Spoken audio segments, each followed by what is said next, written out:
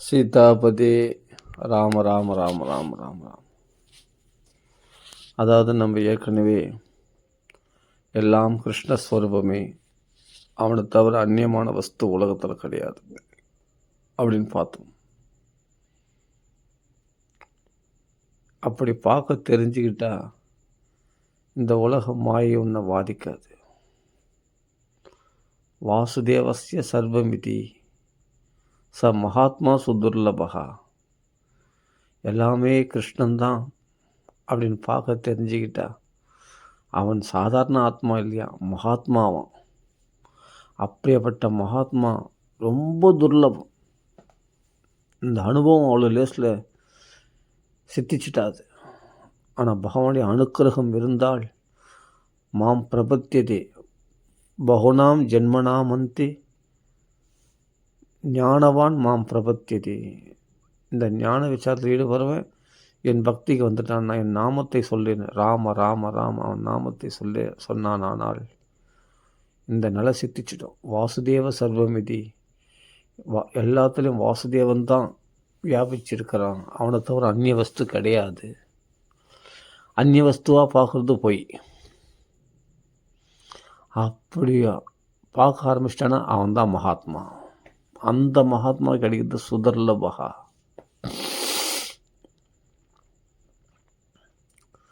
அப்போது மகாத்மானஸ்து மாம் பார்த்தா தெய்வம் பிரகிருதி ஆசிரிதாக, அவர்கள் பௌதிக உடலில் சார்ந்தவர்கள் அல்ல, அவர்கள் தெய்வீக உடலை பெற்றவர்கள்,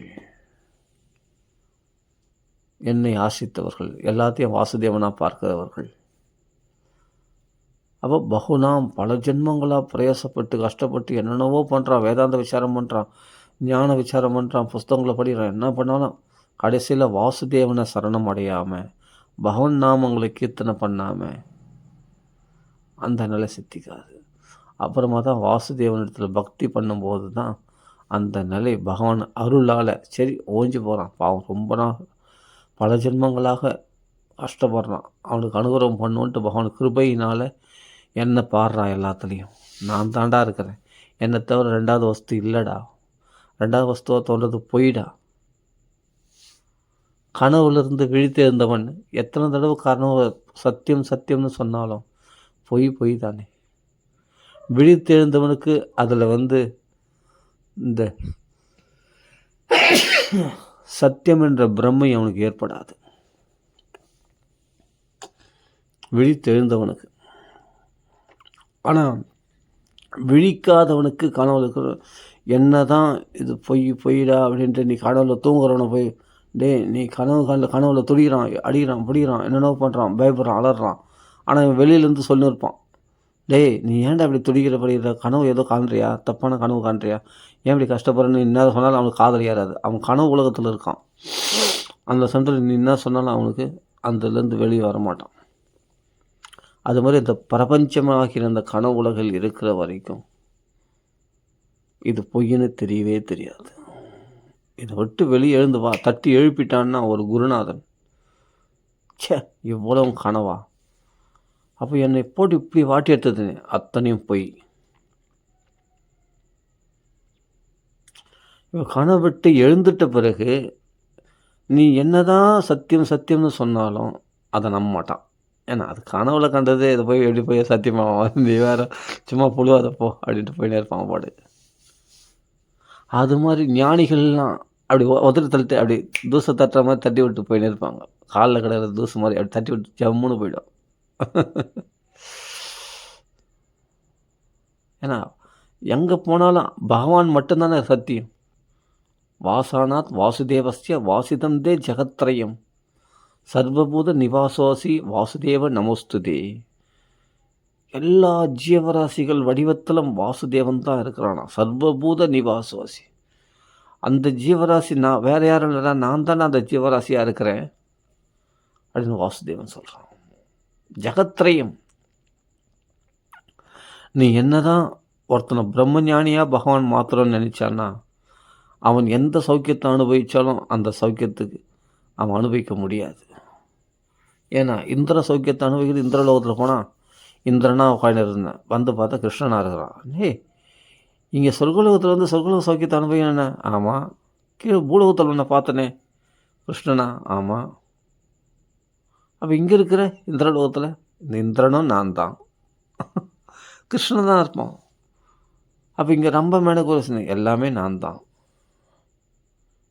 ரொம்ப மேலே ஊர்வசியில் கூட நீ தான், எல்லாமே கிருஷ்ணன் தான், வாசுதேவன் தான்.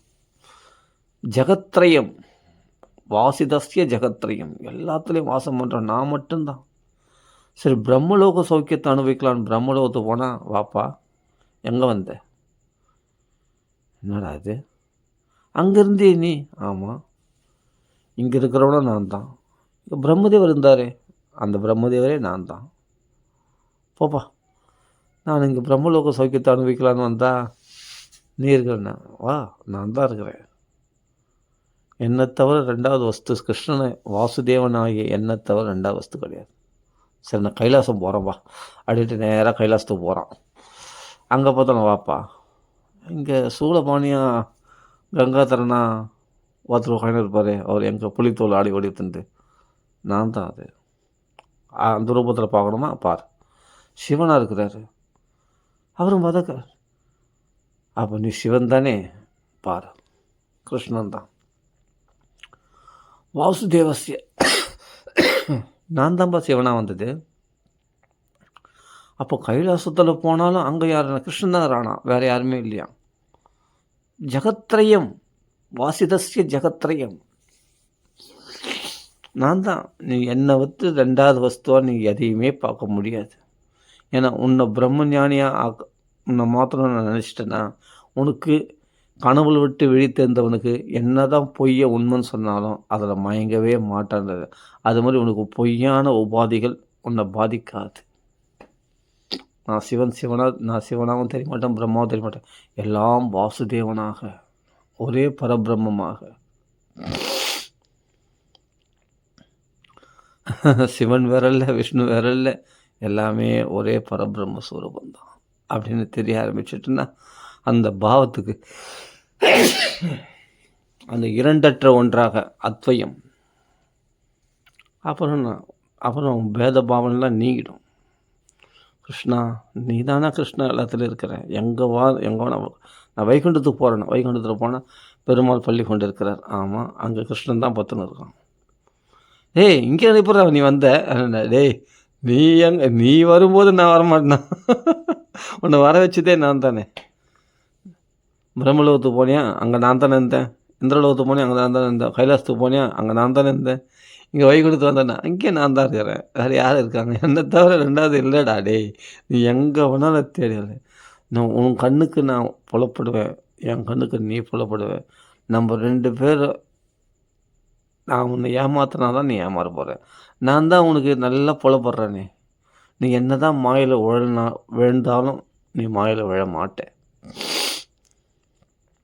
எல்லாமே நானாக இருக்கின்றேன், புரிஞ்சிக்கடா இனிமேலாவது.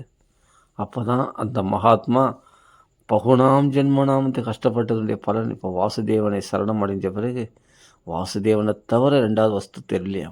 ச மகாத்மா சுதுர்லபா வாசுதேவஸ்ய சர்வமிதி வாசானாத் வாசுதேவஸ்ய வாசிதந்தே ஜெகத்ரயம் சர்வபூத நிவாசி. மும்மூர்த்திகளுடைய வடிவமாக பகவான் கிருஷ்ணன் தான் இருக்கிறான். கிருஷ்ணனை தவிர கிருஷ்ணன் தான் சிவனாக இருக்கிறான், கிருஷ்ணன் தான் பிரம்மா இருக்கான், கிருஷ்ணன் தான் விஷ்ணுவாக இருக்கிறான், கிருஷ்ணன் தான் எல்லாமாவும் இருக்கிறான், சகல ஜீவராசிகளாம்.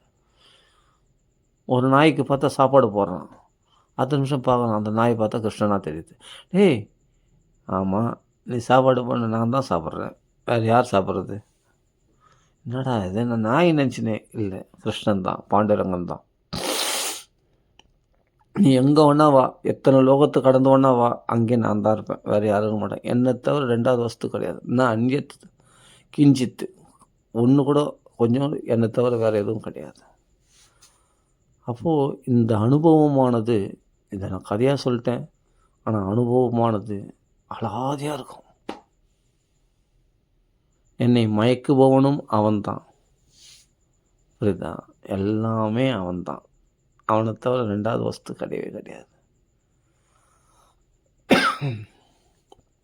தூக்கத்திலேருந்து எழுந்துட்ட பிறகு நீ மறுபடியும் கனவு சத்தியம் சத்தியம் சொன்ன, அது எப்படி சத்தியமாகும்? நீ தான் கனவுலத்துலேருந்து வெளியே வந்துட்டாச்சு. பொய் என்றைக்கும் பொய் தான். ஒன்றும் இல்லை, ஒரு விஷயம் பகவான் நமக்கு மயக்குது இல்லையா? ஒரு பெண் வடிவத்தில் மயக்கிறது. ஒரு புருஷனை அழகாக இருக்கா, மனைவி அழகாக இருக்கா, அவளிடத்துடைய மனதுக்கு அவளை கிருஷ்ணனாக பார்க்கணும். கிருஷ்ணனாக பார்க்க முடியலையே.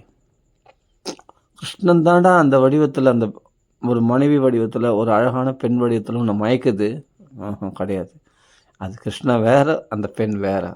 அவருடைய கண் அழகு எவ்வளோ அழகாக இருக்க போகிற, அவள் கூந்தல் அழகு எல்லாம் இருக்கும் அப்படின்னு சொல்லிட்டு அதை மயங்குவான். இது பண்ணும். உடனே அப்போது கிருஷ்ணன் இல்லையா? கிருஷ்ணன் இல்லை. இது என்னுடைய மனைவி, இது என்னுடைய அழகான பெண், எனக்கு பிடிச்சமான பெண். இல்லைடா, பகவானே மோகினி அவதாரம் எடுத்துன்னு சிவனை மயக்கணும் இல்லையா? அதே கிருஷ்ணன் தானே மோகினி அவதாரம் எடுத்து யாரு சிவபெருமானையும் மயக்குந்து. அப்போ அவன் ஏன் ஸ்திரீ வடிவத்தில் வரக்கூடாது? அந்த வாசுதேவன் தான் ஸ்திரீ வடிவத்திலேயே இருந்து மயக்கிறான். இல்லை இல்லை இல்லை, அது போய் இது என் மனைவி, இதுதான் என்னுடைய காதலி, அழகான இது புருஷன் அல்ல அப்படின்னு தோன்ற வைக்கிறது எதுக்காகனா, உன்னை காமதேவன் பலவந்தப்படுத்தி உன் சக்தி இழக்க வைப்பதற்காக. பலவந்த பலாதி நியோஜிதா, உன்னுடைய காமத்தில் ஈடுபட வச்சு உன் சக்தி இழக்க செய்வதற்காக. அப்போ மயங்கும் பயங்கரமாக, அந்த காம வேகமானது. இது வாசுதேவன்னு பார்த்தாரு சிவபெருமான். வாசுதேவன்னு பார்த்து அடுத்த க்ஷணத்தில் மோகினி ஆன உடனே அது கிருஷ்ணன் தான்ற நினைப்பு ஏன் சிவபெருமானுக்கு வரல? அங்கே அந்த சிவபெருமானுக்கு விஷ்ணு நடத்துகிற நாடகம் தான் அது. உலகத்துக்கு தெரியப்படுத்தணும் ஒரு மனுஷன் எப்படி மயங்குறான். அவள் ஆடைகளை மறைக்க மறைக்க அந்த அங்கங்களை பார்க்கணுன்ற ஆசை அதிகமாகுமா, அவள் விலக விலக விரும்பி போனன்ற வெறி அதிகமாகுமா, அந்த காம வெறி. அவள் வெக்கப்பட்டு அப்படி அப்படி தொடாதீங்க அப்படின்னு கேட்டு போகும்போது இன்னும் தொடரணுன்ற ஆசை அதிகமாகுமா. இதான் மாயை. ஏன்னா உன் சக்தியை வீரியத்தை இழக்க வைப்பதற்காக நடக்கிற ஒரு ரூபத்தில் மயக்கிறான். அவனே தான் பரபிரம்மஸ்வரூபமாக வாசுதேவனாக காட்சியளிக்கின்றான். அடுத்த நிமிஷத்தில் மோகினியாக மாறினவனே உன் புத்தி மாறிச்சுப்பார், அதை பெண்ணாக பார்க்க தோணிச்சுப்பார். அதனே அப்புறமா அவளை பிடிச்சி கூந்தலை பிடிச்சி பற்றி இழுத்து அவளோட சல்லாபம் பண்ணுறார் சிவபெருமான். பிறகு தன்னுடைய வீரியத்தெல்லாம் இழந்துட்ட பிறகு சக்தியற்றவனாக போன பிறகு தள்ளாட்சி இந்த மாயில் விழுந்து என்னுடைய வீரியத்தெல்லாம், என்னுடைய விந்தையெல்லாம் இழந்து விட்டேனே, சக்தியெல்லாம் இழந்து விட்டேனே அப்படின்னு தள்ளலாட்சி. என்ன பிரயோஜனம்? அப்போது பலாதிப நியோஜித பலவந்தப்படுத்தப்பட்டது போல அதில் சொன்ன பிரயுக்தம். அதான் காம ஏஷ குரோத ஏஷ ரஜோகுண சமுத்பவ மகாசனோ மகா பாப்மா வித்யேன மிக வைரினம். புரிஞ்சிக்கோ, அந்த காமமாக பார்க்காத, அது கடவுளாக பாரு. அந்த மோகினி நம்மளை மோகிக்க செய்யக்கூடிய அந்த பெண் வடிவத்தில் வந்தது வேறு யாரும் இல்லை, கிருஷ்ணன் தான் அப்படின்னு பார்த்து தெரிஞ்சதுன்னா நீ கொஞ்ச நேரத்துக்கு முன்னாடி இந்த சக்தி இழந்திருக்க மாட்டல்ல. உன்னை சக்தி இழக்க செய்வதற்காக தான் இந்த மாயை உன்னை, அதாவது மகா மாயை யோக மாயின்னு 2 மாயை இருக்குது. மகா மாயை என்னென்னா பகவானை விட்டு விலக செய்வதற்காக, யோக மாயை பகவானத்தில் கொண்டு போய் சேர்ப்பாலாம். இந்த மகா மாயை தான் காமரூபத்தில் நம்மளை மயக்கி பெண் வடிவத்தில் நம்ம சக்தி இழக்க செய்கிறது. விந்தை விட்டவன் நொந்து கெட்டான்னு சொல்லுவாங்க. அந்த விந்தை இழந்த சிவபெருமானே அப்படி மோகித ரூபத்தில் மயங்கி அவர் தன் சக்தியை இழந்து விட்டார். சக்தியற்றவனாக போனோடனே அப்படியே பலவீனம் அடைந்து விட்டார். காமத்துக்கு உட்பட்டவன் டென்ஷன் ஆகி தான் அவனை, கோபத்துக்கு உட்பட்ட காம ஏஷ குரோத ஏஷ. அப்புறம் சின்ன சின்ன விஷயத்தெல்லாம் டென்ஷன் ஆவான். ஒரு நெகட்டிவான தாட்ஸ்லாம் அவனுக்குள்ளே உண்டாகும், குழப்பங்கள் உண்டாகும், எரிச்சல் அடைவான், பிடிவாதம் பிடிப்பான். ஏன் அந்த மன வலிமை இல்லாமல் போச்சுன்னா, அந்த மன வலிமை தான் விந்து மூலியமாக வீரியத்து மூலியம் இழந்துட்டானே. ஒரு விந்தை சுலபமாக விரயம் ஆக்கிடுறோம், ஒரு தடவை அந்த விந்து இழந்துட்டான்னா மறுபடியும் அது நமக்குள்ளே நம்ம உடம்புக்குள்ளே ஃபார்ம் ஆகிறதுக்கு எவ்வளோ கஷ்டப்படணும் தெரியுமா? நீ வால்நட்டு சாப்பிட்றதுனாலையும் பாதாம் பருப்பு சாப்பிட்றதுனாலையும் புரியுதுங்களா, இல்லை ஜாதிக்காய் சாப்பிட்றதுனாலையும் இல்லை வேறு ஏதாவது வேர்களில் சாப்பிட்றதுனாலையும் அதை ஃபார்ம் பண்ணிடலான்னு சொல்கிறாங்க. எத்தனை பேருக்கு அது ஃபார்ம் ஆகுது? நிறைய பேருக்கு நீர்த்து அது ஃபார்ம் ஆகாமல் இருக்குது. அந்த சக்தியற்றவனாக இருக்கிறான். இதெல்லாம் சாப்பிட்றதுனால மட்டும் இல்லை, உள்ளே ஒருத்தன் இருக்கிறான் பாரு, அது ரத்தமாகவும் மாம்சம், நீ சாப்பிட்ற உணவை ரத்தமாகவும் மாம்சமாகவும் மலமாகவும் எலும்பாகவும் சதையாகவும் கொழுப்பாகவும் அது விந்தாகவும் மாற்றக்கூடிய ஒருத்தன் இருக்கான் பாரு, அவன் நினச்சாதான் உனக்குள்ளே அந்த விந்து ஃபார்ம் ஆகும். நீ ஒரே ஒரு விந்தணுவை கூட உருவாக்க சக்தியற்றவனாகிய நீ அந்த விந்தை விரயமாக்கிறதுக்கு மட்டும் உனக்கு என்ன ரைட்ஸ் இருக்குது? ஒரே ஒரு விந்தணு உன்னால் உண்டாக்க முடியுமா? ஆனால் காம வேகத்தில் சுலபமாக அந்த விந்தை விரயமாக்கி விட்டாயே. யோசிச்சு பாரு. அது ஆணும் பெண்ணும் எல்லாமே சக்தி இழந்து விடுகிறார்கள். அது சுலபமாக அந்த வீரியம் மட்டும் விந்து மட்டும் வெளியே போகல, நீயே வெளியே போகிற. உன்னுடைய எலும்பு சக்தி, உன்னுடைய சதை ரத்த மாம்சத்துடைய சக்தி, உன்னுடைய மனசு சக்தி, உன்னுடைய இந்திரிய சக்தி, உன்னுடைய ஆயுள் சக்தி, நல்லா புரிஞ்சுக்கும். நம்மளுடைய ஆயுள் தன்மை, நம்முடைய இந்த உடம்பினுடைய மொத்த சாரமும் அந்த உயிரோடு சேர்ந்து கலந்து அந்த விந்துவாக போய் தான் இன்னொரு குழந்தையாக உருவாகிறது ஒரு பெண் வயிற்றில். நல்லா புரிஞ்சுக்கணும். நம்ம விந்தை மட்டும் இழக்கலை, அந்த விந்தோடு சேர்த்து நம்ம உயிரையும் இழக்கின்றோம், நம்ம ஆயுசையும் குறைச்சிக்கிறோம். அப்புறம் விந்தை நிறைய விட்டுட்டுன்னு சொன்னால், இழந்துட்டேன்னு சொன்னால் முட்டிக்கால் தட்டுது, இடுப்பு பிடிக்குது, முதுகு வலிக்குது, கண்ணு சரியாக தெரிய மாட்டேது, கண்ணாடி போடணும்னு தோணுது, உடம்பு வலிக்குது, துச்சி பற்றி எழுந்துக்க முடியல, முன்னாடி இருந்த சுறுசுறுப்பு இப்போ இல்லை. நம்ம நினைக்கிறோம் விந்து போதால் விந்து மட்டும்தான் போகுது, நீயே போகிற. அதில் ஒவ்வொரு தடவை விந்து எடுக்கும்போது உன்னுடைய ஆயுசு குறைஞ்சிட்டே வருது. உன் ஆயுசை குறைச்சிக்கிற, உன்னுடைய பலவீனங்களை நீ உண்டு பண்ணிக்கிற, உன் பலத்தை இழக்கின்றாய். அப்போ இடுப்பு பிடிக்கும், முது வலிக்கும், சைடு எஃபெக்ட்லாம் காமிக்கும், அப்புறமா தடியை முனி நடக்கிற மாதிரி இருக்கும், அப்புறமா கண்ணு சரியாக தெரியாது, மூச்சு வாங்கும், உனக்கு ஆன்டிபயோட்டிக் எதிர்ப்பு சக்தி குறையும். எல்லாம் அந்த வீரியத்தோடு எல்லாத்தையும் நீ இழந்துடுற, அந்த எதிர்ப்பு சக்தியெல்லாம் இழந்துடுற. இது தேவையா? ஏன் ஒரே ஒரு நிமிஷம் அந்த பெண்ணை பார்க்கறதுக்கு முன்னாடி அந்த பெண் இல்லை அது கிருஷ்ணனாக பார்த்துருந்தனா கதையே மாறி இருக்கமே. நீ சக்தி இழந்தவனாக இருக்க மாட்டியே. ஆனால் அந்த சக்தி இழக்கிறதுக்காக நீ அந்த காம வேகத்தில் பலவந்தப்படுத்த அந்த எனக்கு கிருஷ்ணனாக தெரியும், ஆனால் எனக்கு அது பெண்ணாக தெரிஞ்சால் போதும்னு சொல்லிட்டு பலவந்தப்படுத்தி அவள் குழந்தைகளை பற்றி அவளை கட்டி பிடிச்சி அந்த காம சுகத்தை அனுபவித்து 5 நிமிஷத்தில் உன் சக்தி இழந்துட்டேன், 10 நிமிஷத்தில் அந்த சக்தி இழந்துட்ட பிறகு மறுபடியும் அது நம்ம உடம்புக்குள்ளே ஃபார்ம் ஆகிறதுக்கு எத்தனை நாள் ஆகும் தெரியுமா?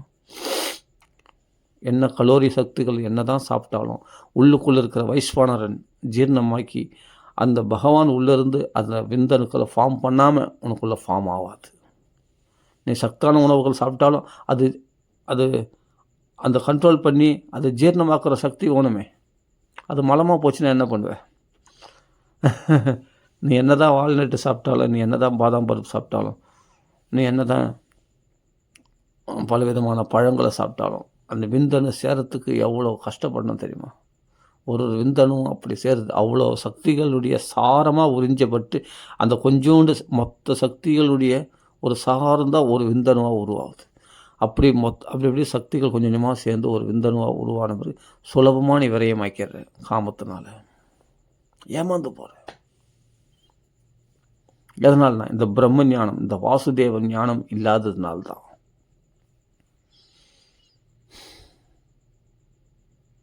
புரிஞ்சுக்கணும். நாமளே போகிறோம், அந்த விந்து மூலிமா நாமளே நம்மளை இழக்கிறோம். நம்ம உயிர் தான் அந்த குழந்தையா உருவாகுது. அதனால தான் அப்பாவை மாதிரியே புள்ள இருக்கிறான், அம்மாவை மாதிரியே அந்த பொண்ணு இருக்குது, அப்பாவை மாதிரியே இருக்குது. அந்த புள்ள கூட அம்மா மாதிரியே இருப்பான் சாயலில். அதே மாதிரி ஒரு பொண்ணு கூட பார்த்தா அப்பா சாயல்லே இருக்கும். ஏன்னா நீயே தான் அது. வேதமே சொல்கிறது இல்லையா, பிதாவே புத்திரன் வடிவத்தில் இருக்கிறான். உன்னுடைய மொத்த சக்தியும் உன்னுடைய உடல், மனசு, இந்திரியம், உன்னுடைய ஆவி, உயிர், உன்னுடைய மாம்சம், ரத்தம், சீழ், மொத்த சக்தி, உன்னுடைய உயிர் எல்லாத்தையும் உறிஞ்சிண்டு தான் அந்த விந்தாக மாறுகிறது. அந்த விந்தை நீ ஒரு குழந்தையா உருவெடுக்கும்போது அப்போ பார்ப்ப. ஆஹா, நீயே தான் அதுவாக பார்ப்ப. அப்போ என்ன ஆகுதுன்னா உன் சக்தி மொத்தம் அதில் விரயமாகுது. அதில் உன் ஆயுசும் குறையுது. அப்புறம் நோய்கள்லாம் சுலபமாக அட்டாக் ஆகுது. சீக்கிரத்தில் வயோதிக நிலை வந்து விடுகிறது. முட்டிக்கால் தட்டுது, நடக்க முடியல, சுகர் வந்தது, பிபி வந்தது, ஏன்னா எதிர்ப்பு சக்தி இல்லை அவங்க உடம்புல. நிறைய பேர் சீக்கிரம் வயோதிக நிலை வர்றதுக்கு காரணம் நிறைய திரை வந்தது, கண்ணு மந்தமாகுது, உடம்பு தளதளத்து போயிடுது, கையெல்லாம் உதிருது, கையெல்லாம் ஆட்டம் காணுது, கை காலெலாம் ஆட்டம் காணுது, ஒரு பொருள் கூட பிடிக்க முடியல, கை உதிருது. ஏன்னா உன் வீரியத்தை இழந்து விட்டாய், உன் விந்தை இழந்து விட்டாய். விந்தை விட்டவன் நொந்து கெட்டான். என்னடா இப்படி சொல்கிறேன்னு நினைக்காதீங்க, உண்மையை சொல்கிறேன், யதார்த்தத்தை பேசுகிறேன். அப்போது அந்த சமயத்தில் இந்த ஞானம் தேவைப்படுகிறது. ஒரு பெண்ணை பார்க்கும்பொழுது வித்யேனம் இக வைரினம், அவருடைய அழகு நமக்கு எதிரி அப்படின்னு தெரிஞ்சுக்கணும்.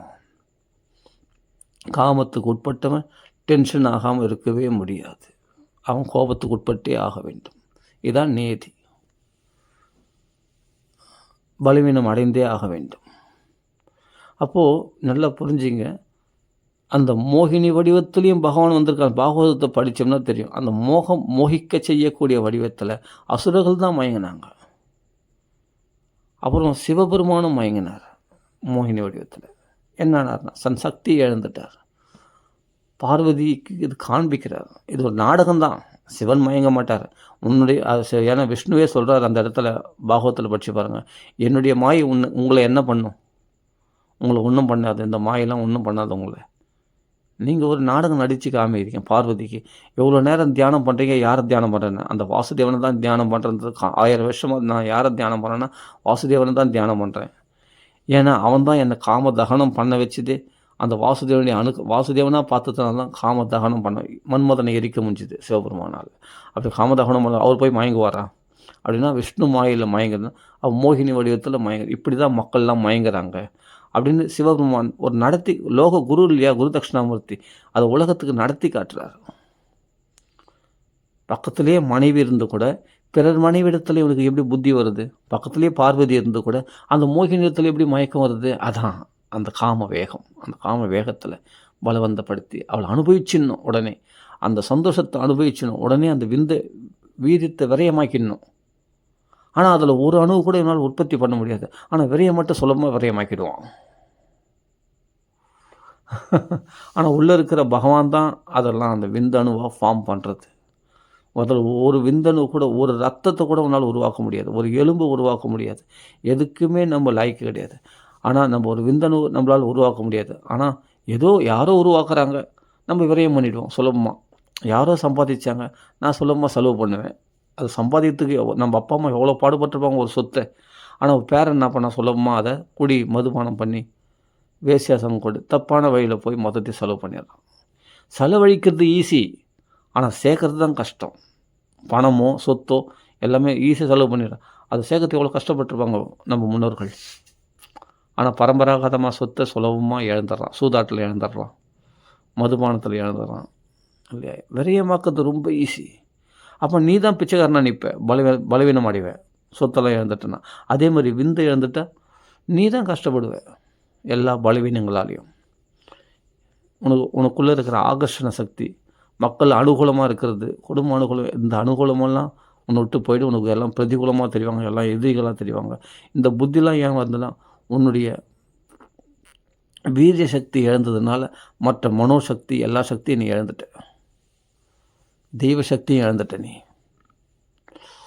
அதனால் மறுபடியும் நம்ம விந்து நமக்குள்ளே ஃபார்ம் ஆனாலும் நீ இழந்தது தான்.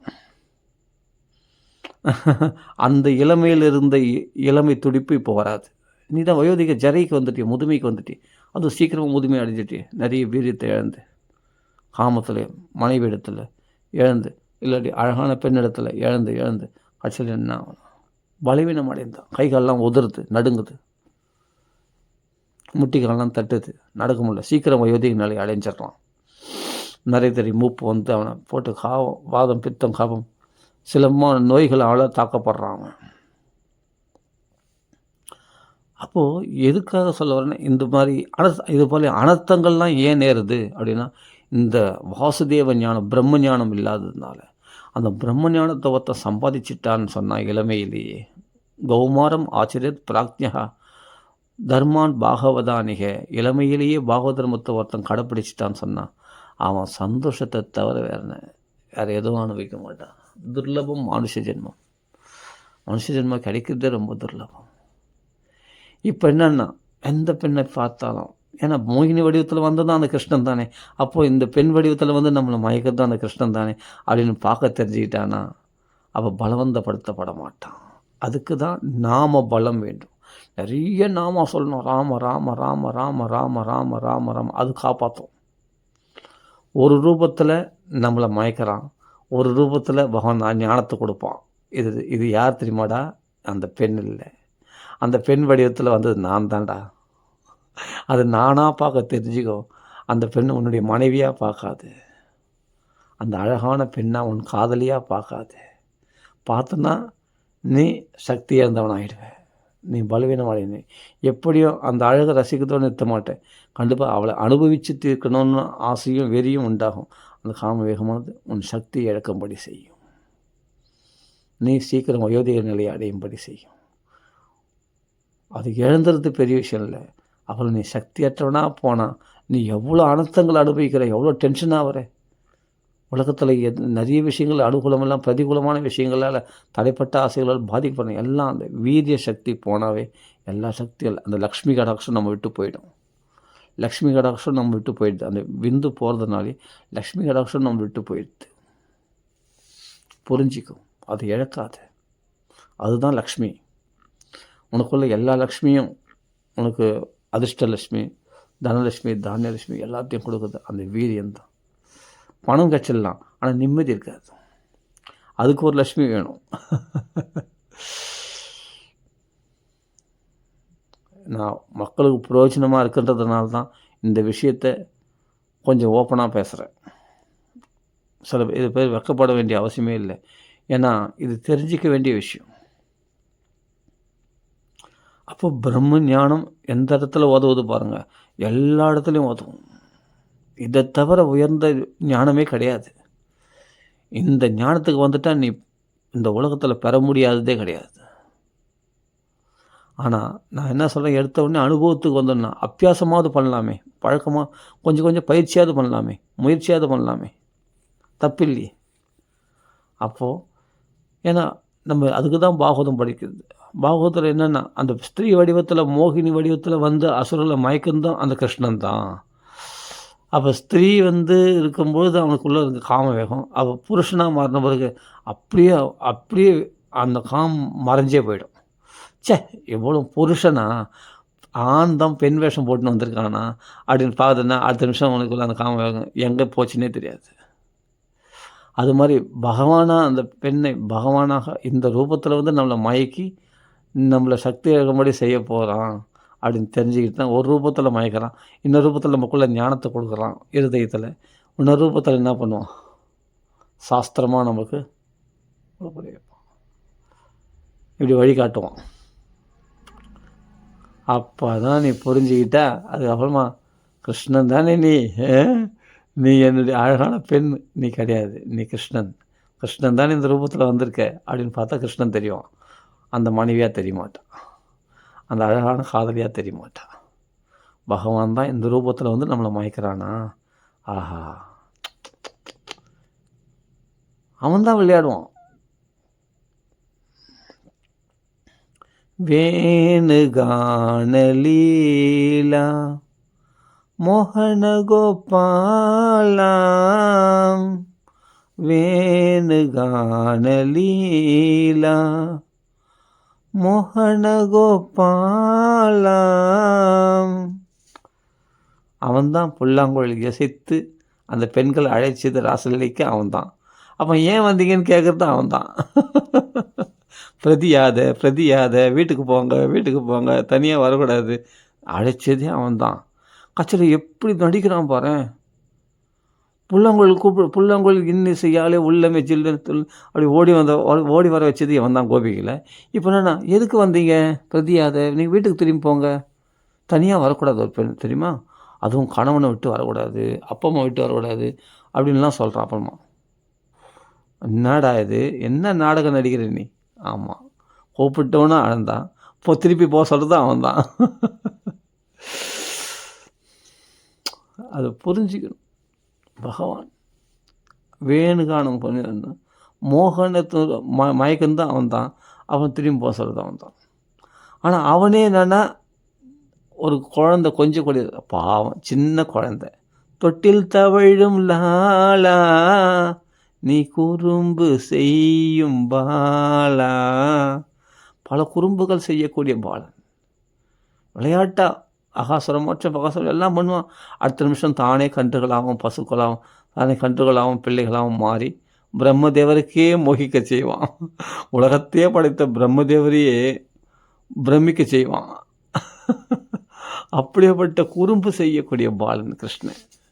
அடுத்த நிமிஷத்தில் தொட்டில் தவழக்கூடிய இந்த குழந்தை தான், ஆனால் போதனையே வதம் பண்ணுவானா. அப்படியேப்பட்ட குறும்புகள் செய்யக்கூடியவனா. எப்படியாப்பட்ட குறும்புகள், போதனையே வதம் பண்ணிடுவானா. ஆனால் தொட்டில் தவழும் பாலா குழந்தை கிருஷ்ணன் என்னம்மா நடிக்கிறான். அவனுடைய லீலைகளை ஸ்மரித்து பாருங்களேன், இப்படி தான் இருக்கிறான், ஆனால் அப்படியே முடிக்கிறானே. குழந்தை கிருஷ்ணன், ஆனால் போதனையை அவ்வளோ பெரிய போதனை எப்படா சாவடிக்கிறான்னா. இதுதான் உலகத்தில் நடக்கக்கூடிய விஷயமே. புரிஞ்சிக்கோ. அவனே தான் எதிரியாக இருக்கிறான், அவனே தான் நண்பனாக இருக்கிறான், அவன் தான் கொஞ்சறான், அவன் தான் அடிக்கிறான். அடிக்கிற கை தான் அணைக்குது, வேறு ஒன்றும் இல்லை. அந்த அடிக்கிற கை தான் அணைக்கின்ற பழமொழிலாம் இந்த கிருஷ்ணத்தில், இந்த பழமொழிலாம் இதுலேருந்து வந்தது தான். ஒரு ரூபத்தில் அடிக்கிறான், இன்னொரு ரூபத்தில் அணைக்கிறான். ஒரு ரூபத்தில் அடிக்கிறான், இன்னொரு ரூபத்தில் அணைக்கிறான். இதான் விஷயம். ஒரு ரூபத்தில் மயக்கிறான், இன்னொரு ரூபத்தில் பிரம்ம ஞானத்தை கொடுக்கக்கூடிய விஷ்ணுவாக பிரகாசிக்கிறான். மோகினியாக சிவனுக்கு மயக்கிறான், ஒரு ரூபத்தில் பகவான் சாட்சாத்காரமாக நாராயணா தெரியுனா, ஒரு ரூபத்தில் நாக்கில் ராமனாக வந்துன்னு இருக்கான். அவன்தான். அப்போ சிவபெருமான் மயங்கின மாதிரி ஒரு நாடகம் உலகத்துக்கு காண்பிக்கிறார். அது இந்த கிருஷ்ணன் தான் மோகினி வடிவம் எடுத்து வந்தவொடனே, இப்போ பாரு, அதே கிருஷ்ணனாக பார்த்து நான் பிரார்த்தனை பண்ணேன். எனக்கு எத்தனையோ வடிவங்களை பார்த்துருக்கேன், நான் மோகினி வடிவத்தில் பார்த்ததில்லை. அசுரர்கள் தேவர்களுடைய காரியத்தை சாதித்து கொடுப்பதற்காக, அமிர்தம் பெற்று தருவதற்காக மோகினி அவதாரம் எடுத்துக்கலாமே, அதை காண்பிங்கன்னு. சரி, காமிச்சா போகுது. காமிச்ச உடனே இப்போ விஷ்ணு எங்கே போயிட்டார்னா, விஷ்ணு தான் மோகினியாக வந்துட்டார். விஷ்ணு காணாமல் போயிட்டார். இப்போ மோகினியத்தில் அப்படியே மயங்குறார். பார்வதி பார்த்து கொண்டு இருக்கும்போதே பிறர் மனைவியத்தில் மயங்கலாமன்னா, அந்த காம வேகம் மனைவி விட்டு அந்த பெண்ணிடத்தில் மோகத்தை உண்டாகுதுன்னா, அதான் விஷ்ணு மாயே. புரிஞ்சுக்கோ. மோகினி வடிவத்தில் மயக்கிறான். அது வேற இல்லை, கிருஷ்ணன் தான். என்னடா இது அப்படின்னு நீ புரிஞ்சுக்கோ, அவ்வளோதான். மாயையும் அவனே, மாயாதீதனும் அவனே. அதுக்கு தான் இந்த சரித்திரங்கள், இந்த பாகவதெல்லாம். இது ஒரு லீலை போதும் உன் புத்தியை தெளிவு கொண்டு வர்றதுக்கு.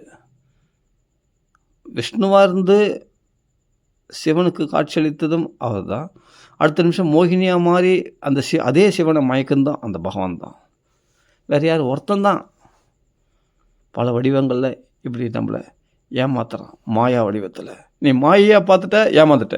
நீ கிருஷ்ணனாக பார்த்துட்ட, பழிச்சிட்ட. இவ்வளோ தான்.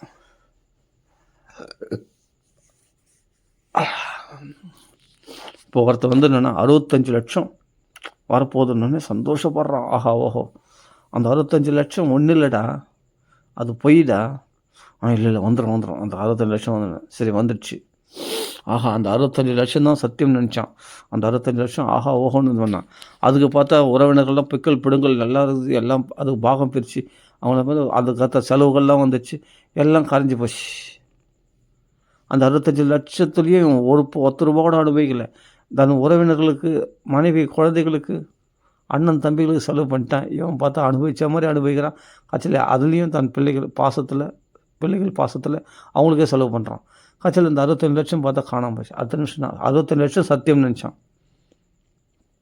ஆனால் 65 லட்சத்துலேயும் ஏதோ கொஞ்ச நெஞ்சு தான் அவனுக்கு வந்தது. அதுவும் பார்த்தா பாகம் பிரித்து கொடுத்துட்டான்.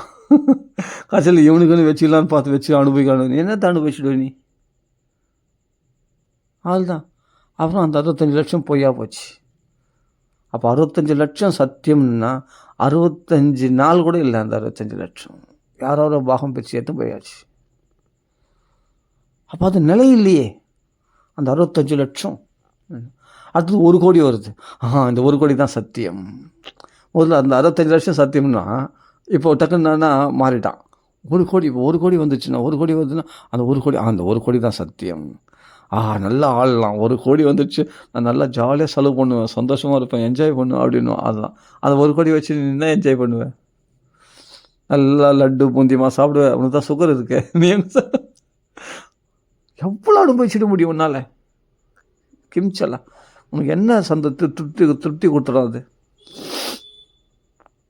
அடப்பாப்பா, இது கட்டிக்காகிறது பெரிய விஷயமா? அது யாருன்னா கொடுத்துடலாம், கொடுக்கறதுக்கு மனசு வர மாட்டேங்குது.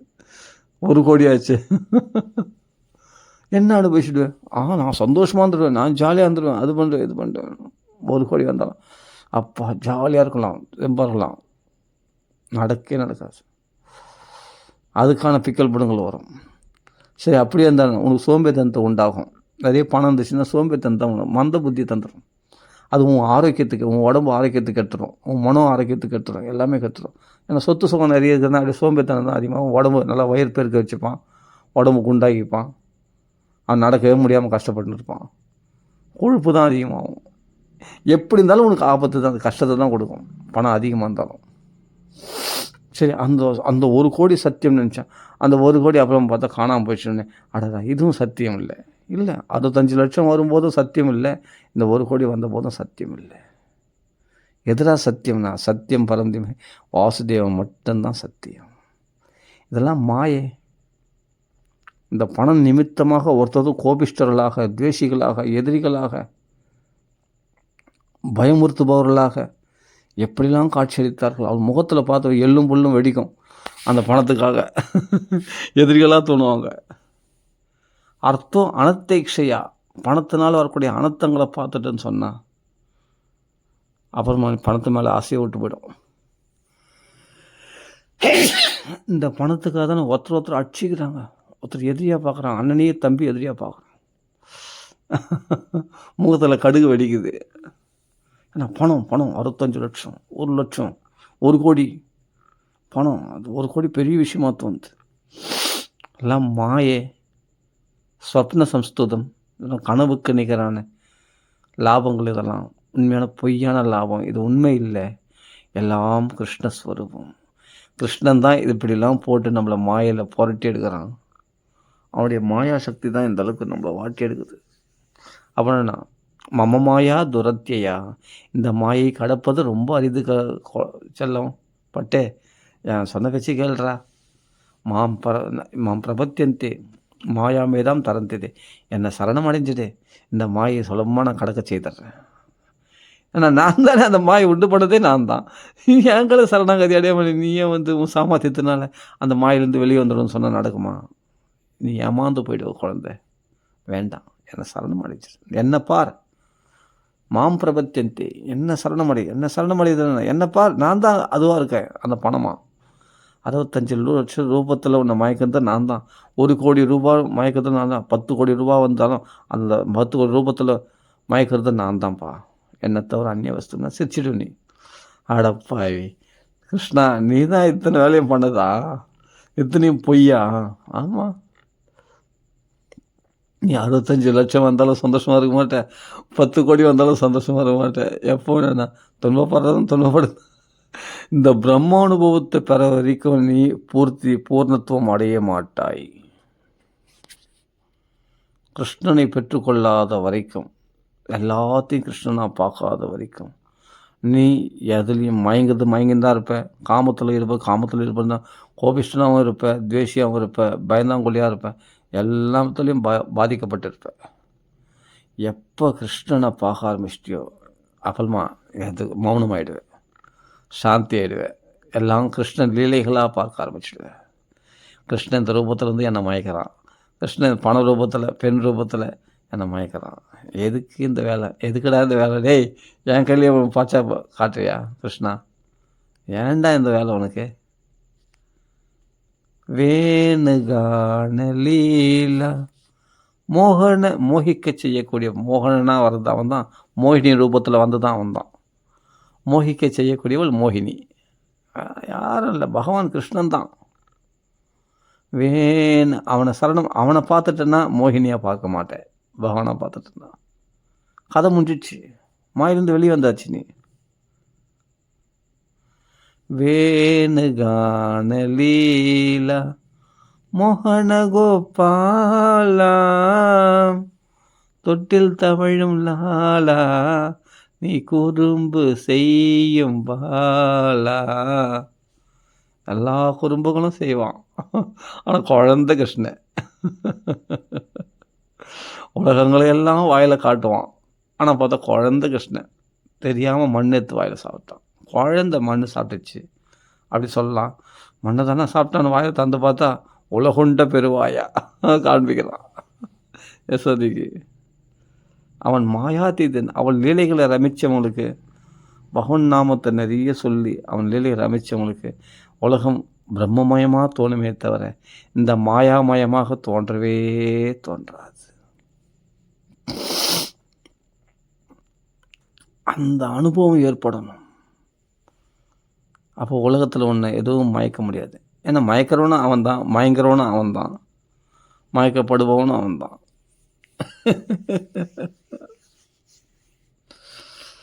எல்லாம் பொய். உன் சக்தி இழக்காது.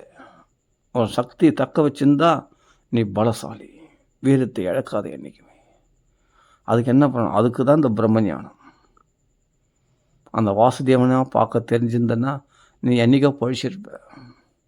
இந்த மாயை உன்னை போட்டு வாட்டாது. அப்போ சிரிச்சிடு நீ. ஏன்டா உனக்கு இந்த வேலை கிருஷ்ணா, என்னை இந்த ரூபத்தை வந்து மயக்கிற?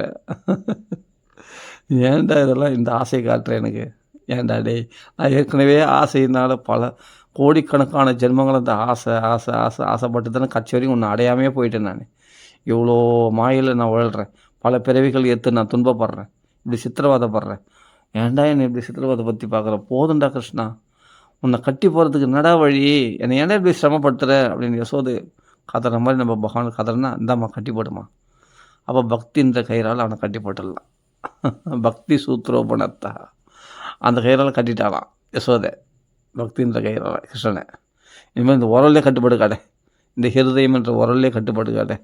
எங்கேயாவது போனால் அவள் தான், சரிம்மா அப்படியே கட்டுப்பாட்டு இருப்பேன். அது மாதிரி பக்தியினால் கிருஷ்ணனை கட்டி போட்டேன்னா அவன் நம்மளை விட்டு நீங்காத செல்வம் நிறைந்திருப்பான். அந்த செல்வம், அந்த கிருஷ்ணன்ற செல்வம். ஆனால் அவன் மேலே கோபமும் வருது. எவ்வளோ மாயில் நம்மளை போட்டு புரட்டியத்தான்னு. நீ ஏன் மாயில் மயங்கிற? சரி, ஒரு ரூபத்தில் புரட்டி எடுக்கிறேன், இன்னொரு ரூபத்தில் நான் தான் உனக்கு ஞானத்தை உபதேசம் பண்ணுறேன் குருமார்கள் மூலிமா, அந்த பேச்சு கேட்கலாம் இல்லையா? ஒரு ரூபத்தில் ஸ்திரீ வடிவத்தில் வந்து மயக்கணும், சரி ஓகே, உன்னை ஏமாத்தணும் தான். பண வடிவத்தில் வந்து உன்னை மயக்கி உன்னை மாயில் உழல வச்சு உன்னை சின்னாபண்ணப்படுத்தினேன், ஓகே. கோர்ட்டு கேஸுமா அலைய விட்டேன். நிலத்தகராறு, பணம் சொத்து தகராறு அப்படின்ற ஒரு மாயில் உன்னை போட்டு புரட்டி எடுத்தேன், ஓகே. இன்னொரு வடிவத்தில் இதெல்லாம் பொய்ன்னு ஞானிகள் வடிவத்தில் நான் சொன்னேனே, அது காது குத்து கேட்டியா? இதெல்லாம் பொய்யிடா, இதெல்லாம் மாயிடா அப்படின்னு ஒரு ரூபத்தில், இன்னொரு ஞானிகள் ரூபத்தில் நான் தானே சொன்னேன் உனக்கு, அதையும் காதில் வாங்கலை. உனக்கு சொல்யூஷன் தான் நான் ஏற்படுத்திக்கிறேன்ல, உன்னை பந்தப்படுத்துகிற மாதிரி பந்தப்படுத்தி, ஆனால் ஒரு விதத்தில் உன்னை விடுதலைக்கான வழியை நான் காமிச்சிருக்கேன்ல, அது அந்த வழியில் போயிருக்கலாமே. அப்போடா நீ ஏமாற்றிட்டா என்ன, நல்லா சும்மா சொல்லாத. நான் சும்மா சொல்ல, மகான்கள் அன்றைக்கிலேருந்து இன்றைக்கி வரைக்கும் மகாத்மாக்களை உனக்கு அம்சம் தானே இருக்கா, உனக்கு கருணையும் காட்டுறேன். மாயில் மட்டும் ஒன்று உழல வைக்கலையே. அதுக்கு விடிவு காலம், அது விமோச்சனமான வழியான சாஸ்திரத்தையும் கொடுத்துருக்கேன். அந்த சாஸ்திரங்களை எடுத்து சொல்லி உனக்கு ஈஸியாக புரிய வைக்கிற மகான்களையும் அனுப்பி வச்சுருக்கேன். அப்படிங்கும்போது நீ ஜாக்கிரதையாக இல்லாமல் வந்து அது யார் பொறுப்பு? கொஞ்சம் துன்பப்படும் போதே நீ வெளியே வந்திருக்கணும். வெளியே வந்து மகான்கள் வாக்கு கடைப்பிடிச்சு இந்த மகா வாக்கியங்களாக அகம் பிரம்மாஸ்மி, என்ன வாசுதி, என்ன சொரூபத்தை எல்லாத்தையும் பார்த்துருக்கணும். நீ வரல, அது உன் தப்பு, உன் அஜாக்கிரதை, உன்னுடைய மந்த புத்தி, உன்னுடைய சோம்பேத்தனத்துக்கு என்ன காரணம் காட்டுற அப்படின்னு பகவான் சொல்லுவான். அப்போ ஏன்டா இந்த ரூபத்தில் மயக்கிற? அந்த மயக்கிறத விட அந்த மயக்கத்திலிருந்து வெளி வரதுக்கான வழியை நான் தானே சொல்லி கொடுத்துருக்கேன். நான் தானே ஞானிகள் வடிவத்தில் வந்திருக்கேன். நான் தானே அவதாரங்கள் பண்ணி வந்திருக்கேன். அப்போ என் பகவத்கீதை ஏன் படிக்கல? என் பாகவத்தை ஏன் படிக்கல? என் பாகவதரில் நாடலை? ஏன் நாமத்தை கீர்த்தனம் பண்ணல? அதை பார்க்கணும் இல்லையா? கெட்டது மட்டும் நான் செய்யலையே, நல்லதே செய்திருக்கேனே. நீ அங்கே திரும்பி பார்க்கணும் இல்லையா? ஒரு தடவை படும்போதே சுட்டுதுன்னு தெரியுது, மறுபடியும் நான் பட்டு தான் தெரிஞ்சுப்பேன். ஒரு தடவை பட்டா சுட்டுது, அதை பட்டு நெருப்பு பட்டா சுடுதுன்னு தெரியுது இல்லையா? திருப்பி நெருப்பில் கை வச்சுருப்ப, முட்டாளா நீ? முட்டாளாடா நீ? ஒரு தடவை நெருப்பில் பட்டா சுடுதுன்னு தெரியுது. அப்போ 50 தடவை கை வச்சாலும் சுட தான் சுடும். கை ஃபுல்லாக எரிஞ்சு தான் போகும். ஒரு தடவை பட்ட துன்பம், இது துன்பம்னு தெரிஞ்சு மறுபடியும் அதிலேயே போய் விழுவேன். அதே துன்பத்தை எத்தனை படுவேன். எவ்வளோ நாள் தான் அந்த மாயில் உழண்டு கொண்டு இருப்பேன். அப்படி தான் கோடிக்கணக்கான ஜென்மங்கள் போச்சு நீ திருந்ததுனால.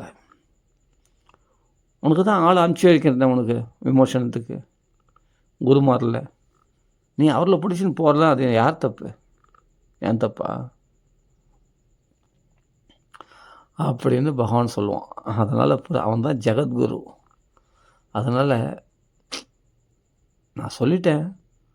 ஆனால் யாரை எப்படி மயக்குவான், யாரை எப்படி விடுதலை பண்ணுவான் தெரியாது பகவானுடைய செயலை. வெத்வி ஜிக்ஞாசிதா பீஷ்ம சொல்கிற இல்லையா, இவனுடைய அபிப்பிராயத்தை யாரும் அறிய மாட்டார்கள். சிவனும் கபில வாசுதேவர் நாரதர் 3 பேர் தான் அறிவார்னு சொல்கிற இல்லையா. அப்போ யாரும் தெரிஞ்சிக்க முடியாது அவர் ரகசியத்தை. சிவன் அறிவார். அவர் மோகினியத்தில் மயங்கினார். மயங்கின நடித்தார், மயங்கலை. முதல் புரிஞ்சுக்கணும். பொய் அது. பார்வதிக்கு புலப்பட வைக்குது. அவனுடைய மாயை தான் உலகத்தெல்லாம் மயக்குது. புரியுதா? அந்த பகவானை தியானம் பண்ணால் தான் நான் மாயில் மயங்காமல் இருக்க முடியும் அப்படின்றது உலகத்துக்கு காண்பிக்கிறார் சிவபெருமான். புரிஞ்சுக்கணும். சரி, அதனால் இப்படி இன்னொரு விஷயம் சொல்ல நினச்சேன். அதாவது நீங்கள் பாகவதத்தில் படித்து பார்த்தீங்கன்னா தெரியும். அஸ்வத்தாமா கொலை பாதகன். சரி, அவனை அழைச்சின்னு வந்தாங்க. அழைச்சின்னு வந்த போது தர்மபுத்திரர் திரௌபதிக்கெலாம் அஸ்வத்தாமா வதம் பண்ணுறதுல விருப்பம் இல்லை, வதம் பண்ணக்கூடாதுன்றாங்க. யார்? திரௌபதியும் தர்மபுத்திரலாம். ஆனால் பீமசேனன்னு பார்த்தா வதம் பண்ணுன்றான். அவன் தப்பு பண்ணவன், அதர்மிஷ்டன், அவனை வதம் பண்ணியே ஆகணும் அப்படின்றான். யார்? அஸ்வத்தாமாவை. பகவானை பார்த்தா பகவான் என்ன சொல்கிறார்? நீ வதம் பண்ணாலும் சரி, நீ வதம் பண்ணனாலும் சரி, அது ரெண்டுமே சம்மதம் தான். அதே சமயத்தில் எனக்குன்னு ஒரு அபிப்பிராயம் இருக்குது. அந்த அபிப்பிராயத்தை புரிஞ்சுட்டு எனக்கும் எது பிரியமோ அதை நீ செய்வாயாக அர்ஜுனா அப்படின்ட்டு அர்ஜுனங்களை உத்தரவிடுறார். இப்போ அர்ஜுனனுக்கு என்னென்னா தர்மபுத்திரர் வதம் பண்ண வேணான்றார், திரௌபதி வதம் பண்ண வேணான்றான். ஒரு பக்கம் ஒரு செட் அப்படி இருக்குது. பீமன் செட்டில் சில பேர் இருக்காங்க. பீமன் நான் சொல்கிறேன் வதம் பண்ணுன்றான். கிருஷ்ணன் நான் சொன்னால் ரெண்டுத்துக்கும் சமன்றான். ஒன்று இப்படி சொல்லு வதம் பண்ணுன்னு சொல்லணும், வதம் பண்ண சொல்லணும். பகவத்கீதையில் பார்த்தா அது போல் தான் குழப்பி விட்டுறான் கிருஷ்ணன். இப்போ கிருஷ்ண அபிப்பிராயம் தெரிஞ்சால் அதுக்கு ஏற்ற மாதிரி செய்யலாம். ஏன்னா தர்மபுத்திரன் அண்ணன், பீமசேனன் அண்ணன், அர்ஜுனன் யார் பேச்சு கேட்பான்? அப்போ பகவான் குழப்புறான். அப்போ அர்ஜுனன் பார்த்தான், திரௌபதி ரூபத்தில் இருக்கிறதும் கிருஷ்ணன் தான், தர்மபுத்திர ரூபத்தில் இருக்கிறதும் கிருஷ்ணன் தான், பீமசேன ரூபத்தில் இருக்கிறதும் கிருஷ்ணன் தான். கிருஷ்ணனும் கிருஷ்ணனாகவே இருக்கிறான். ஒரு ரூபத்தில் வதம் பண்ணுன்றான், ஒரு ரூபத்தில் வதம் பண்ணாதன்றான், ஒரு ரூபத்தில் ரெண்டுத்துக்கும் சம்மதம்னு சொல்கிறான். அப்போ என்னன்னா புரிஞ்சிக்கணும். நானே சொன்னாலும் தஸ்மாத் சாஸ்திரம் பிரமாணம் காரிய வியவஸ்திதோ அப்படின்ட்டு கீதையில் பகவான் சொல்லியிருக்கான் இல்லையா, அதை ஞாபகத்துக்கு கொண்டு வந்துட்டான். அப்போ சாஸ்திரம்தான் பிரமாணம். அது எப்படி ரெண்டும் கடைப்பிடிக்க முடியும்? வதம் பண்ணு, வதம் பண்ணக்கூடாது, ரெண்டுத்தையும் எப்படி கடைப்பிடிக்க முடியும்? ஆனால் சாஸ்திரம் இருக்கான். வதம் பண்ணியும் வதம் பண்ணாமல் இருக்க முடியுமா? அது சாஸ்திரத்தில் என்ன சொல்லியிருக்குன்னா, பிராமணன் இல்லையா அஸ்வத்தாம, பிராமணர்களை சிகையை வபனம் பண்ணிட்டா, சிகையை மழிச்சிட்டா, சிகையை மொட்டடிச்சிட்டா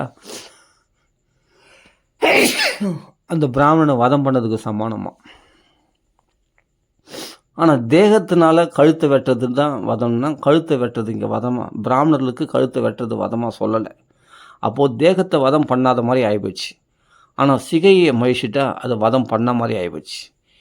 இப்போது தர்மபுத்திரர் சொன்ன மாதிரி, திரௌபதி சொன்ன மாதிரி அவன் தேகத்தை, அஸ்வத்தாமன் தேகத்தை வதம் பண்ணாத மாதிரியும் ஆகிடும். அதே சமயத்தில் பீமசேனன் சொன்ன மாதிரி சிகையை மகிழ்ச்சிட்டா அவனை வதம் பண்ண மாதிரி ஆகிடும். இதுதான் சாஸ்திரத்தில். ஏன்னா பிராமணனுக்கு சிகையை வாபனம் பண்ணுறது, பொருளை பிடுங்கி கொள்ளுதல், அவனை நாடு கடத்துதல், நாட்டை விட்டு வெளியே துரத்துது, இது மூணும் ஒரு பிராமணனுக்கு வதத்துக்கு சமமானதாக தண்டனையாக சொல்லப்பட்டிருக்கிறது சாஸ்திரம். இதை புரிஞ்ச சாஸ்திரம் அறிஞ்சவன் இல்லையா அர்ஜுன, பகவான் உள்ள புத்தியிலிருந்து சொல்கிறார், இதாண்டா விஷயம், சிகையை வாபனம் பண்ணிட்டா அவனை வதம் பண்ணாமல் ஆகிடும், வதம் பண்ணாததான் ஆகிடும்டா அப்படின்ட்டு உள்ளேருந்து சொல்கிறவனுங்க அந்த கிருஷ்ணன் தான். வெளியில் வந்து ரெண்டுமே கடைப்படின்னு சொல்கிறது அந்த கிருஷ்ணன் தான். திரௌபதி ரூபத்திலேருந்து வதம் பண்ணக்கூடாதுன்னு சொல்கிறதும் கிருஷ்ணன் தான்.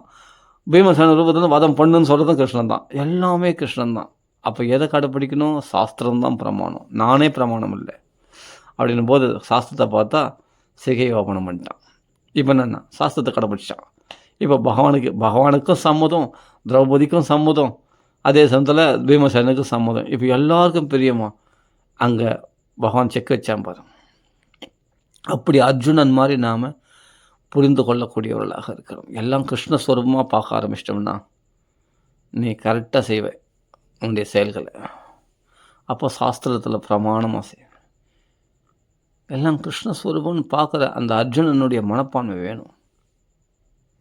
இந்த ரூபத்தில் நம்மளை கொல்ல சொல்கிறான், இந்த ரூபத்தில் கொல்லக்கூடாதுன்னு சொல்கிறான், ரெண்டுமே சம்மதிக்கிறான். ஒரு ரூபத்தில் சாஸ்திர ரூபத்தில் நமக்கு இது விடையும் கொடுக்குறான். நான் செய்ய வேண்டியது என்ன இருக்குது நடுவில்? எனக்கு எதுக்கு அகங்காரம்? நான் கரெக்டாக செய்துட்டேன் பார் அப்படின்னு எனக்கு அகங்காரம் தேவையில்லையே. சாஸ்திரத்தில் என்ன சொல்லியிருக்கோ அதை செய்தான், அவ்வளோதான், முடிஞ்சு போச்சு. எந்த ரூபத்தில் மயக்கினாலும் உனக்குன்னு ஒரு நிதான புத்தியை கொடுத்துருக்கான் இல்லையா, அதன் மூலமாக நீ தெளிவு பெறு அப்படின்றது தான் இந்த அர்ஜுனுடைய இந்த கதையில் நம்ம தெரிஞ்சிக்க வேண்டியது. அர்ஜுனுடைய சுபாவத்தை நம்ம புரிஞ்சிக்க வேண்டியது. எல்லாம் வாசுதேவனை ஸ்வரூபனாக பார்த்துட்டா மாயை விலகிடும். வாசுதேவனை தவிர அந்நியமாக பார்க்க ஆரம்பிச்சிட்டா இந்த மாயில் பந்தப்பட்டுடுவோம். இதை ரொம்ப விஸ்தாரம் இப்போ நம்ம இது போல் ஆத்ம விசாரமாகவே ஞான விஷயமாகவே பேசினே இருப்போமே. பேசினா மட்டும் வாய் கீழே பேசினா மட்டும் அனுபவம் வந்துடுமா அப்படின்னு சொல்லக்கூடாது. பேசாத செய்வோமே, அது பேசி பேசி பேசி பேசி ஒரு நாள் அனுபவத்துக்கும் வந்துடலாம் இல்லையா? அதனால் பேசினே இருப்போம். வேறு அபத்தமான விஷயங்களை பேசினா மனசு பந்தப்படும். ஆனால் இதுபோல் ஞான விஷயங்களை பற்றி பேசினா, கிருஷ்ண விஷயங்களை பற்றி பேசினா, கிருஷ்ண பக்தி சம்மந்தமான விஷயங்களை பற்றி பேசினா நமக்கு பந்தத்திலிருந்து விடுதலை உண்டாகும். அதனால் பேசிகிட்டே பேசுகிறல்ல, திருப்பி திருப்பி பேசினா கூட அது இனிக்கும். கிருஷ்ணனுடைய லீலைகளே தான் ஞானத்தினுடைய அளவுகோல். ஆமாம், நீ ஞான விசாரம் பண்ண கஷ்டப்படாத, கிருஷ்ண லீலைகளை பாரு. அவனே தான் கன்றுகளாக மாறினான், அவனே தான் பசங்களாக மாறி பிரம்மதேவருக்கே பிரமிக்க வச்சான். அவனே பண்டுகள் பசலாக்கி வீட்டுக்கும் ஆயுஷம் போனான். ஒரு ரூபத்தில் அங்கே வந்து என்னென்னா பசங்களாக குழந்தைகளாம் கன்றுகளாக இருந்து கொண்டு பிரம்மதேவருக்கு தொல்லை கொடுத்துருக்காங்க. எனக்கு சாப்பாடு, உடனே சாப்பாடை சிருஷ்டி பண்ணி கொடுப்பார், அவன் சாப்பிடுவாங்க.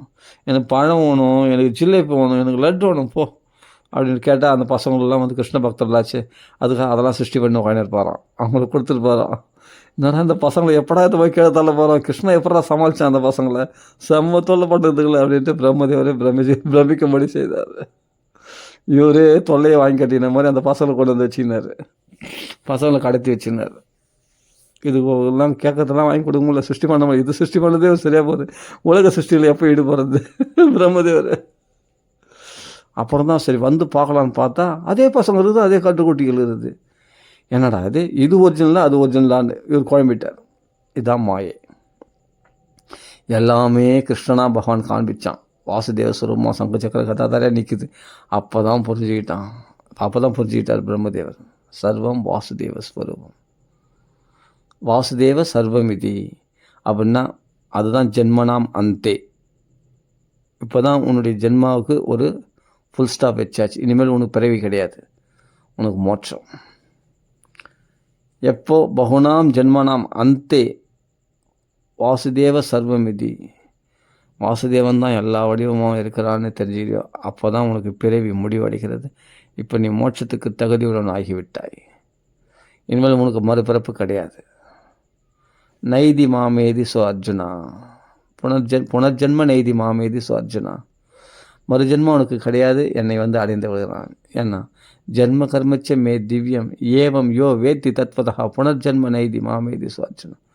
இப்படிதான் என்னுடைய பிறப்பு, என்னுடைய செயல்கள் எல்லாமே தெய்வீகமானது, உலகத்தை புரிய வைப்பதற்காக நடத்துகிற நாடகம் அதெல்லாம் அப்படின்னு புரிஞ்சு இந்த தத்துவதாக உள்ளது உள்ளபடி என்னை பரமாத்மாவாக எல்லாருக்குள்ளே இருக்கிற பகவானாக என்னை புரிந்து கொள்பவர்கள் புனர்ஜென்மம் கிடையாது. மீண்டும் ஒரு மாதா கருப்பத்தை பார்க்கலாம். என்னை மனுஷனாக பார்த்தா அவஜானந்தி மாமூடா மானுஷம் தனு ஆசிரியம், அவர்கள் மூடர்கள் ஆகிடுவாங்க. அவஜானந்தி மாமூடா மானுஷம் தனு ஆசிரியம். மனுஷ உடலாக கிருஷ்ணனை பார்க்க தெரிஞ்சு மனுஷ உடலாக இருக்கிற கிருஷ்ணன் மட்டும்தான் கிருஷ்ணன், மற்ற வடிவங்கள் இருக்கிறதுலாம் கிருஷ்ணன் இல்லை அப்படின்னு அவமதிச்சிட்டாங்கன்னா அவர்கள் மூடர்கள். மனுஷனாக மட்டும் அவனை பார்க்குறாங்கன்னு அர்த்தம். அவர்களால் அந்த ஞானத்தை பெற முடியாது. வாசுதேவ சர்வமிதி, அவன் மகாத்மா அல்லவா, அவனை மூடன் சொல்லலாமா? ச மகாத்மா சுதுர்லபா. அப்போது ஒரு ரூபத்தில் நமக்கு ஆசைகளை உண்டாக்குறது தான் அவன் தான். அவன் எதிரிகளாக தென்படுறது தான் அவன் தான். நம்மளுக்கு நம்மளை துன்புறுத்து நம்மளை தொல்லைப்படுத்துறது தான் அவன் தான். நம்மளை இம்சைகளை கூட்டுறது தான் அவன் தான். நம்மளை விடுதலை ஆக்குறது தான் அவன் தான். எல்லாம் கிருஷ்ணன் தான். அவனை தவிர அந்நிய வஸ்து எதுவுமே கிடையாது. அப்படி புரிந்து கொள்ள தெரிஞ்சவங்க கனவுலிருந்து விழித்தெழுந்தவர்கள் போல இந்த மாயில் சிக்காதவர்கள். இந்த மாயை அவங்களை ஒன்றும் பண்ணாது. எத்தனை தடவை பொய்யை உண்மைன்னு சொல்லுவ நீ? பொய் தானே. பொய் எப்படி உண்மையாயிடும்? அதான் பொய்ன்னு கண் கூட பார்த்தாச்சு. பார்த்துட்டு பிறகு அது உண்மைன்னு நம்மள என்ன பண்ண, பிரகிருதி சுபாவமானது. இதில் மயங்கு அதில் மயங்கு, இது பொய், இது உண்மை. இந்த பெண் எவ்வளோ அழகாக இருக்காப்பா, இந்த பொருள் இந்த பணம்லாம் வந்தால் உனக்கு ரொம்ப இப்போ ஆபத்துக்கு உதவும், பேருதவியாக இருக்கும் அந்த பணம், இத்தனை லட்சம் இத்தனை கோடி, இதுதான் உன் சொத்து, இதுதான் உன் வாழ்க்கை, இது இல்லைன்னா உன் வாழ்க்கை இல்லை அப்படின்னு சொல்கிறதெல்லாம் பொய். அத்தனையும் பொய். உன் வாழ்க்கையே கிருஷ்ணன் தான், பிரம்ம அனுபவம் தான். ஏன்னா இந்த உடம்பே நீ இல்லை, ஆத்மஸ்வரூபம் அப்படின்ற அகம் பிரம்மாஸ்மின்ற அந்த ஆத்மஸ்வரூபத்தில் நிலைச்சி நிற்கிறது தான் முக்கியம். அந்த அவசியதாம் ஆத்மதத்தை தெரிஞ்சிக்காதவன் தான் லபலபலபலன்னு கிரகமேற்றினான். இல்லற கவலைகளால் லபலபலபன்னு அடிச்சிக்கணும். பல துன்பங்கள் அடைவோம். அங்கே இங்கே அலையணும், ஓடணும், உழைக்கணும், கஷ்டப்படணும், துன்பப்படணும், பொறுப்புகள், கட்டுப்பாடுகள், அது இது லொட்டு லொசுக்கு ஆயிரக்கணக்கான விஷயங்களை சிக்கல்களை வாரி போட்டுக்கணும், குழப்பங்களில் போய் வாழ்ந்துக்கணும், ஆயுசை குறைச்சின்னு தூக்கு மாடி சூசைட் போயிடுறேன், எனக்கு பெரிய கஷ்டம் வந்துச்சு, நான் சூசைட் பண்ணிக்கிறேன், எனக்கு வாழவே பிடிக்கல, வெறுத்து போச்சு வாழ்க்கை, அவங்க சரியில்லை, இவங்க துரோகிகள் என்னை ஏமாற்றிட்டாங்க, மோசம் பண்ணிட்டாங்க, இப்படி இதெல்லாம் லப அடிச்சிக்கிறதெல்லாம் அவ்வளோ பெரிய மாயில் விழுந்துட்டேன். இதெல்லாம் மாயை. ஐயோ நோய்கள், நான் தான் பழிக்க மாட்டேன்னா, இன்னும் 2 வருஷம் தான் இருப்பேனா, இன்னும் 3 வருஷம் தான் இருப்பேனா, இன்னும் 5 மாதம் தான் இருப்பேனா, இன்னும் 2 நாள் தான் இருப்பேனா, இன்னும் 1 நாள் தான் இருப்பேனா, எனக்கு இப்படி ஆயிடுச்சு அப்படி ஆயிடுச்சு, இதெல்லாம் லபலபலமாக அடிச்சுக்குது அஜ்ஞானத்தினால. ஒன்றும் மரணமே கிடையாது இந்த ஆத்மாவுக்கு. அப்புறம் 2 நாளில் சாவேன், 3 நாளில் சாவேன், இதெல்லாம் பொய். இந்த பிரம்மானுபவமானது கடைசி காலத்தில் வந்துட்டால் கூட அவன் பிறவியற்றவனாக போயிடுவானான். நான் சொல்ல கீதையில் பகவான் சொல்கிறான், கடைசி காலத்தில் இந்த ஞானம் கிடைச்சா கூட அவன் உயர்ந்த ஸ்திதி அடைஞ்சிடுவான். அப்படிப்பட்ட உயர்ந்த விஷயங்கள் சொல்லியிருக்கிறது பகவத்கீதையில், பாகவதத்தில் கொட்டி கிடக்குது. அப்போ இந்த நிலையில் பார்க்கும்பொழுது திரௌபதி நிலையிலையும் திரௌபதியாக இருந்து சொல்கிறதும் அவனே தான், பீமனாக இருந்து வதம் பண்ணக்கூடாது, வதம் பண்ணுன்னு சொல்கிறது அவன் தான், திரௌபதி வதம் பண்ண சொல்கிறது அது, கிருஷ்ணனாக இருந்து வதம் பண்ண வதம் பண்ண ரெண்டும் குழப்பறதும் அந்த குழப்பத்தை விளைவிக்கிறதும் கிருஷ்ணன் பகவான் தான். ஆனால் சாஸ்திர ஞானத்தை கொடுத்து நம்மளை புத்தி தெளிவிக்கிறதும், அதுக்கு வழியை அதுக்கான விமோசனத்தை காட்டி கொடுத்து தான் அதே கிருஷ்ணன் தான். நல்லதாக இருப்பது தான் அவன் தான், கெட்டதாக இருப்பது எல்லாமே முக்குணமயமான மாயாக இருக்கிறது தான் அவன் தான், மாய்க்கு அதீதனாக இருக்கிறது தான் அவன் தான், அந்த மாயை ஆட்டி வைக்கிறது தான் அவன் தான்.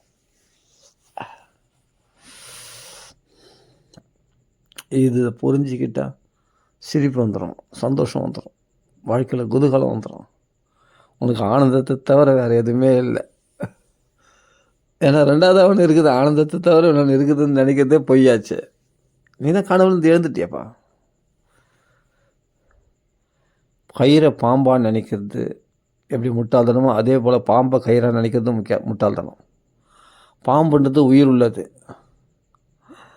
கயிறுன்றது உயிரற்றது, ஜடம். இந்த உடம்பை ஜடமாக்கி இந்த உலகம், இந்த உடம்பு, மனசு, இந்த உறவுகள் எல்லாம் ஜடம். இவைகள்லாம் சைதன்யம், இவைகள்லாம் சத்தியமானதாக தோன்றதுக்கு காரணம் அந்த சைதன்யம் இருக்கிறது தான். சொல்கிறது புரியுதா? பாம்புன்ற அனுபவம் உனக்கு இருக்குதுன்னு, பாம்பை பார்த்துருக்க, அந்த அனுபவம் இருக்குதுனால தான் இந்த கயிறை பார்த்து பாம்புன்னு நினைக்கிறேன். ஆனால் அந்த கயிறு பாம்பு இல்லை.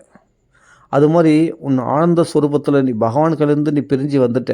இந்த மாயா உலகத்தில் பல உடல்கள் எடுத்துன்னு இருக்க, அந்த அனுபவம் உனக்கு இருக்கும்.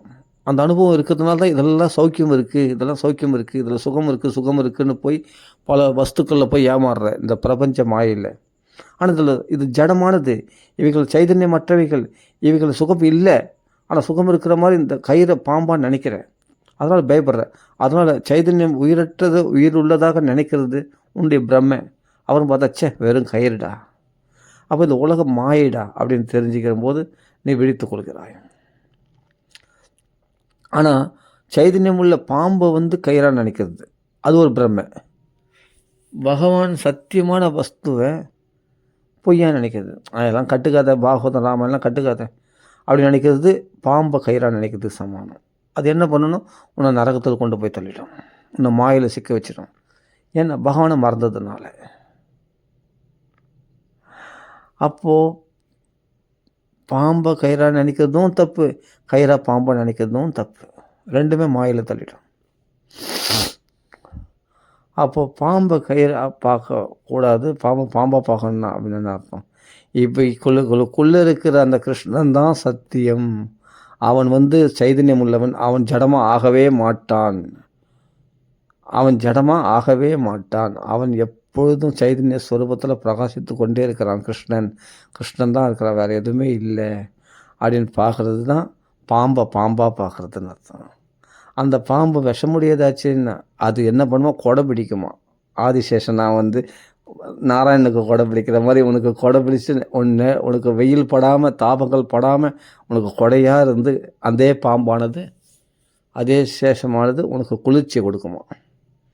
அது ஒன்று பெட்டு மாதிரி படுத்துக்கிறதுக்கான சயனத்தை கொடுக்குமா, பெட்டாக இருக்குமா, அதாவது சுகத்தை கொடுக்குமா. இதே விஷமுள்ள பாம்பாக இருக்குது எதுனா மற்றவங்களுக்கு.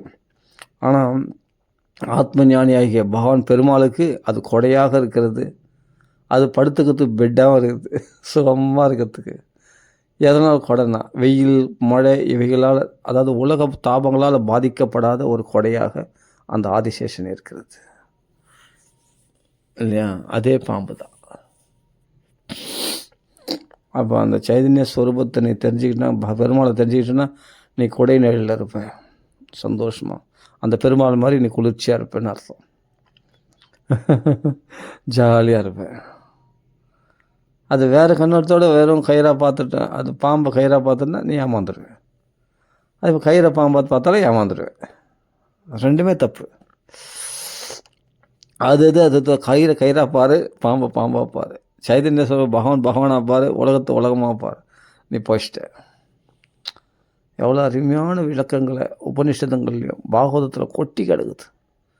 இது காணல் நீர், இது உண்மையான நீர் கிடையாது. சூரிய கணங்கள் பட்டு ரோட்டில் பார்த்தா தண்ணி தடாகம் மாதிரி இருக்குது. தாகத்தை தனிச்சுலாம் ஓடுவேன், ஆனால் போக ரிசர்வ் ஆகிட்டே போயின்னு இருக்கும். கட்சியில் பார்த்தா தண்ணியே இருக்காது. உன் சுகத்தை அனுபவிக்க முடியாது. உன்னை ஏமாத்திச்சதெல்லாம் பொய்யான பிரபஞ்சம். இது மாதிரி உயர்ந்த விஷயங்களை நாம் சிரவணம் பண்ணாதனால தானே இவ்வளோ மாயைகளை நாம் அல்லல் படுறோம். யோசிச்சு பாருங்கள். இது மாதிரி உயர்ந்த விஷயங்களை எவ்வளோக்கு கேட்குறோமோ அவ்வளோ மனசு உன்னத ஸ்திதியில் கொண்டு போய் விட்டுடும் இல்லையா? உனக்கு மனசு பரிசுத்தமாயிடுமே, பாவங்கள்லாம் எரிச்சு சாம்பலாக்கிடுமே. நிதானமாக கேட்க வேண்டிய விஷயம் இதெல்லாம், நிதானமாக விசாரணை பண்ண வேண்டிய விஷயம் இதெல்லாம். ஏன்னா பெரிய லாபத்தை கொடுக்கக்கூடியது. கோடிக்கணக்கான சொத்து உனக்கு துன்பத்தை கொடுத்து, கோடிக்கணக்கான பணம் இருந்து உனக்கு துன்பத்திலேருந்து விடுவிக்க முடியாதது. ஆனால் இந்த ஒரு ஆத்ம ஞானம், இந்த பிரம்ம ஞானம், இந்த பாகவத ஞானமானது உன்னை பெரிய விடுதலை கொடுத்துரும். ஆமாம், சொல்பம் அப்பியசிய தர்மசிய திராயுத மகோதோபயாத், பெரிய பயத்திலேருந்து உன்னை காப்பாற்றிடும், துன்பத்திலேருந்து காப்பாற்றிடும். இதை தெரியாதது தான் குடிக்கிறவனா மதுபானம் பண்ணுறான், பணத்தை இழந்துட்டேன்னு சொல்லிட்டு சூதாத்தில், மனைவி துரோகம் பண்ணுறான்னு சொல்லிட்டு மதுபானம் சூசைட் பண்ணிக்கிறான், கணவன் துரோகம் பண்ணுறான்ட்டு மனைவி அல்லல் படுறான். இது மாதிரி சூசைடுகள், இது மாதிரி கஷ்டங்கள், இது மாதிரி ஆபத்துக்கள், இதெல்லாம் எதனால் ஒரு மனுஷன் அனுபவிக்கிறான்.